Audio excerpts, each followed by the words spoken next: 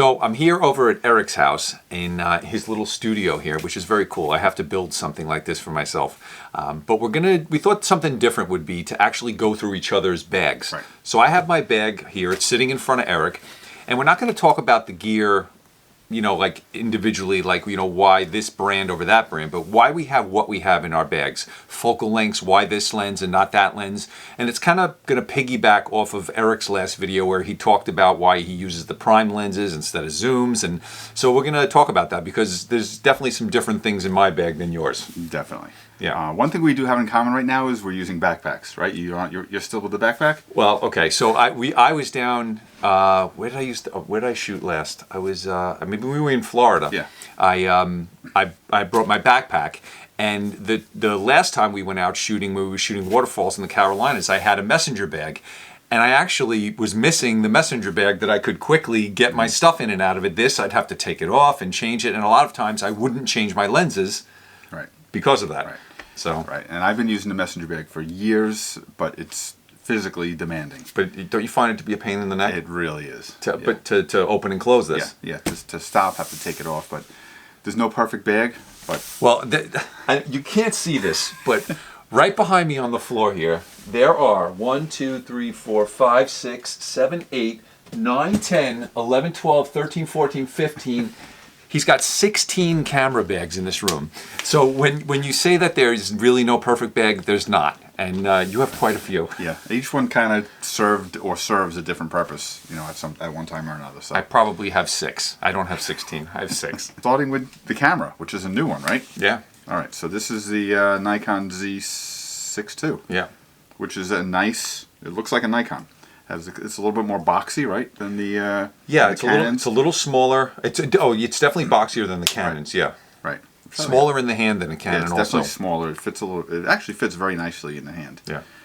You have this little like a. It's a grip extender. Grip extender, which gives it about an extra half an inch, 3/4 of an inch. Yeah, maybe. Just enough so your pinky can sit on it. Yeah. So if you can kind of see it here, it's right here. It just gives you a little bit extra here. So when I'm holding it, or you're holding it, I guess. Yeah. It actually feels good. You know, this way your pinky, bottom of your hand isn't hanging off the bottom. Yeah, and that'll fit on any Nikon mirrorless camera. The Z5, 6, 6.2, 7, 7.2, it works on all of them. Do you leave the tripod plate always on here? I always leave it on there, and I also have my little hook so I can hook it onto my belt clip all the time. I don't use a shoulder strap or anything like that, so when I want to put the camera down, instead of letting it hang, I just clip it to my belt and I'm hands-free, and I don't have anything on my shoulders. Wrist strap. Right, yeah, and I always have always the wrist strap. What lens is on here? This is the 24-70 f4 lens. Yeah. This is for the Z mount, right? Yeah. Okay. It's native to that camera. And the reason I like to have a 24-70 lens, now most photographers do have them, but I actually like to use mine a lot. And it's a versatile lens, especially if you're going out with one lens, because you have, you know, 24 all the way to 70, so you can shoot wide and shoot telephoto also.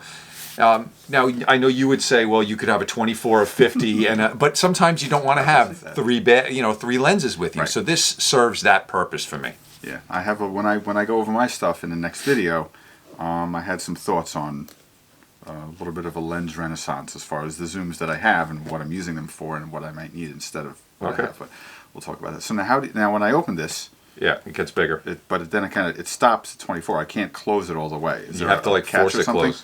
No, just hard. Oh, okay. There you go, and it closes down. Okay. It's a nice lens. It's a decent lens, and I will at some point replace this with a 2.8 version, only because I want that little bit of extra shallow depth of field. It comes at quite a cost, though, to get that in the mirrorless. So, but that's something that I definitely would like to have. All right, so that's kind of your 24 to 105, 24 to 105? 2070. 24 to 70 is kind of like your walk around. Yeah, like I always have this on my camera, and that's how I'll start. And then we'll move from there depending on the situation. This is the 51.8. Right. Now this is also for the Z mount, yes. Right? For the mirrorless, Nikon mirrorless, which is it's really light. Yeah. I might go the other way. Nikon's backwards. It's a really nice light 1.8 lens. And this is actually better quality than the Canon 1.8 lens, the 50mm 1.8. This is probably the sharpest lens I've ever owned. Out of all the lenses I've ever had, this lens is super, super sharp. It inexpensive in the world of Z-mount lenses, and I really love this lens. And when I have this on the camera, I totally understand shooting with primes, because the shallow depth of field that you can get with it, and just I don't know, there's just a different look to that than when you're walking around with a zoom lens on the camera. And there's one other thing I want to mention about this. I just leave a filter on this all the time. This is unless I'm shooting at night, but during the day, I just keep this filter on here. It's a 6-stop neutral density filter. This way I can always shoot wide open. Right. I don't have to worry about it. That's why I have this lens. I'm not looking to shoot at f9 with this lens. Right. I want it at 1.8, so I don't have to fumble around with filters. If I step outside and it's a bright sunny day, I can still shoot at 1.8. Right. Yeah. So I just leave it on there. I take it off when I don't need it, rather than, I always need it. Yeah, makes sense. It's a Rokinon. Oh, it's a Rokinon. 135. This is a 135. Yeah. Okay, so this is the Rokinon 135 millimeter f2 lens. Yes. Which is heavy. Yes. It's solid. It feels like really nice. I'm gonna hold it up like this. It feels really solid, high quality. It's manual focus though, Manual right? focus. Which now, do you find it easier focusing manually with the Z6 too? If you don't know what focus peaking is, it basically inside the camera, there's you'll see like highlights around whatever you're focusing on, and when you're in focus, those highlights will be in a different color, and it makes it super easy to use a manual lens. You can focus on people, whatever it is. Whatever you're focusing on will be highlighted, and you can grab a nice sharp shot of it. This lens I love. So you'd say, well, I have a 70 to 200 in here. Why would I want a 135 f2? I have a 70 to 200 2.8. That 0.8 difference makes a difference. Yeah, it really does. I mean, Eric's been shooting with his 135 f2 forever, and those images always just look different than everybody else's. And I find whenever I use this, I get unique images out of it. And it's just one of those lenses that when I want something different, I go to it. Yeah, it's a really long focus. Turning it, the twist all the way around is really long. But it's good because if you want to really get precise, you can fine tune it. Now the aperture ring, like I can manually change this here. Do you have to control it manually? No, if you put it in this position here, it locks in, and then the camera can control the aperture. All right, so this is the Nikon 16 to 35. This is image stabilized? Yes. It is image stabilized, and this is for the Nikon, what is the F-mount? Is that what it's called? Yeah, so I have to use the Nikon FTZ adapter to use it on the Z6. Do you have an FTZ? Yeah. Pull it up there. Let's see. Now, you've been using this lens for a long time. Yes. Right, and this is really for landscapes, really for a lot of purposes. It's great for landscapes. It's really, really wide. It's really nice. This is an F... It's f4. F4. Yeah, it's an F4 lens. That's my go-to landscape lens. So like whenever I'm, and you know what, it's stabilized, but I never have the stabilization on, only because I'm always on a tripod when I'm shooting with this lens. I almost, if I'm hand holding it, it's usually during the day or something like that. And if it's night, I put it on a tripod. So to me, the image stabilization on this lens is, something I really don't need, but it's there, you know. But the main reason I bought this lens is because it has filter threads where some other wide-angle lenses don't. They have a bulbous tip, and the glass kind of protrudes past the end of the lens, and you can't put filters on it. And I tend to use filters with this lens a lot. So that's the reason I like this lens in particular. You can tell this lens has been used a lot. It's got battle scars. It's kind of got a... Well, this is the one that flew out of my bag. I went to pick up my bag once, and it was unzipped. And that lens went flying onto the concrete. The hood shattered, but the lens actually survived. Yeah, that one's got some battle scars on it. This is the Fisheye, right? Yeah. The Rokinon Fisheye.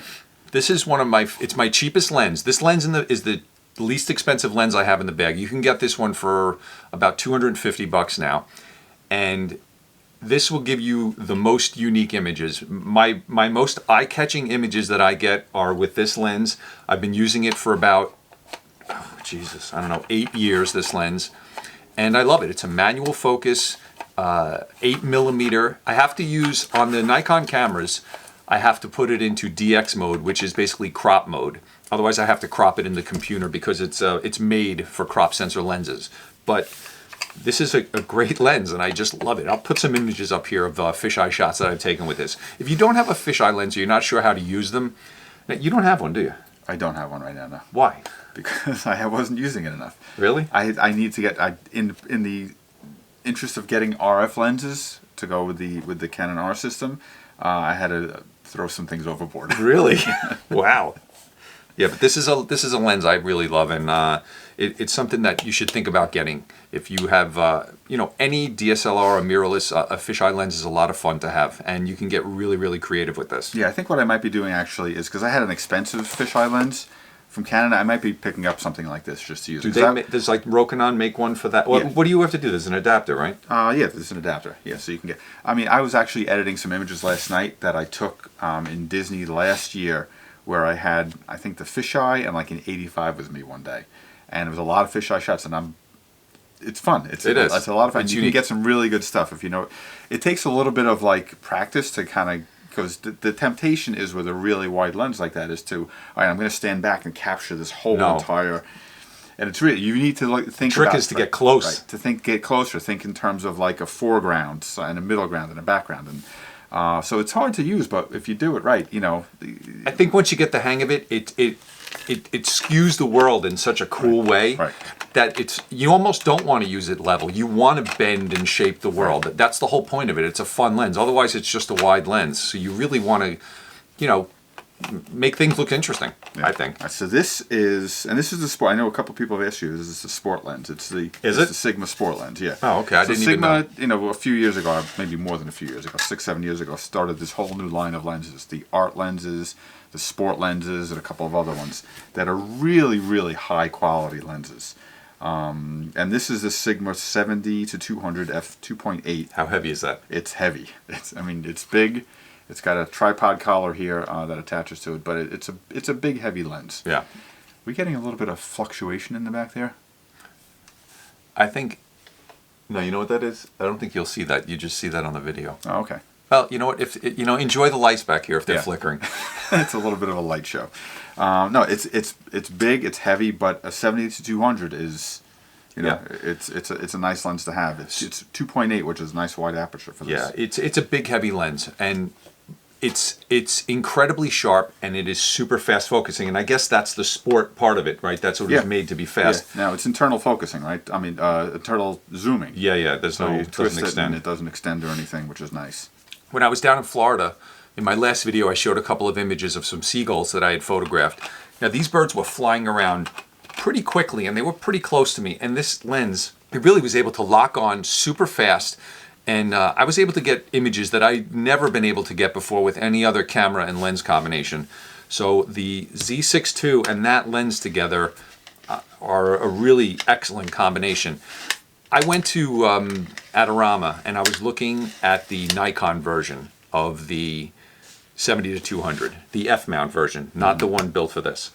And I was planning on buying that. And I was in the store, and I had both of them on the camera, and I was just shooting around in the store, quickly focusing back and forth, in a lot of different situations. And I really think the Sigma is a better lens. I think it's better built, it's heavier, the focus was faster, it locked on better than the Nikon, and it actually feels better than the Nikon. The Nikon's lighter, but it has a loose feel to it. Like the zoom ring and the focus ring are loose, and this has more of a resistance to it. It just feels better. Yeah, these Sigma lenses are really, and they're a lot cheaper than the Nikon or Canon versions of the same thing. They're a lot cheaper, and in some cases they're better. Yeah. I mean, are you open to third-party lenses now? Or you're just going. Absolutely. I'm actually looking forward to Sigma getting into and they eventually will getting into the Canon RF system, because right now there's nothing. So that's everything that's in my bag. That's not all the little. Tchotchkes and stuff. I keep lens pens and some filters and things like that. What about a flash? You got a flash? I do have a flash. I don't use flash often, but I like to have one with me. That's a Flashpoint Flash. It's cool. It's round. Yeah, it's different. Works well on the Nikon cameras. I haven't used it a lot, so I'm not really super comfortable with it yet, so that's why I haven't reviewed it or anything. But at some point I'll take it out and I'll force myself to, do a bunch of flash photography and just, give it a real workout, and then I'll be able to talk about it. It's got all the controls and manual things if you want to do it manually, and overrides and all that stuff in the back. It's a TTL lens, for my Nikon, and I think it's ITTL for Canon? ETTL. ETTL, okay. So it's it's that. So I keep that hanging on my bag in a separate pouch. And that's pretty much it. That's everything I use, everything I need. It covers all focal lengths. I guess if there was one lens that I would want, I think I would want like a 24 millimeter 1.4 or 8. I think that would be a cool lens to get. That's a lot of fun. It's a great lens to use because it's unique in that it's wide and it's shallow depth of field. Right. And if you can get good images with that, or learn to use it, is what I mean to say. It's unique. It's a unique look to be able to have shallow depth of field shots that are wide open like that. And it's great. You can shoot almost in the dark with it because a wide focal length like that, your shutter speed doesn't need to be as fast. You can shoot at slower shutter speeds, especially with the image stabilization in the body. You could shoot, a half a second, maybe even a little bit slower than that. Yeah. Wide open with a lens like that. Your images that you take with that are great. They're unique. Yeah. Unique. So that's it. That's the first half of this video. All right, so we talked about my gear today. We'll put the playlist for our gear reviews that we've done over the years if you want to look back through that. A lot of this gear we don't even have anymore. Right. We've kind of switched over into the mirrorless world now, but you can kind of see where we've come from and some of the new stuff that we've bought over the last few years. Yeah, and we'll put links to all of the stuff here down below in the description. You can click on it. It takes you through to Amazon. You can check it out. Yeah. All right, let's start digging out your stuff. All right, we'll see you in the next one.